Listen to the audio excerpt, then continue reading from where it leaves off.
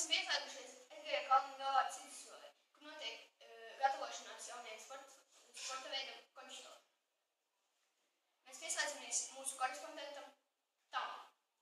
Halo! Jā, te Tams, es dzirdu, šeit notiek gatavošanās končitonam.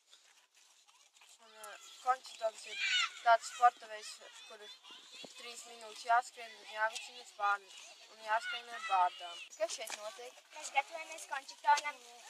Kāpēc jūs skrienat ar bārdām? Tāpēc, ka šobrīd Eiropā bārdas ir modē. Un kāpēc jūs vicinat skrienot spārnus? Mēs cenšamies atdarināt fēniksu.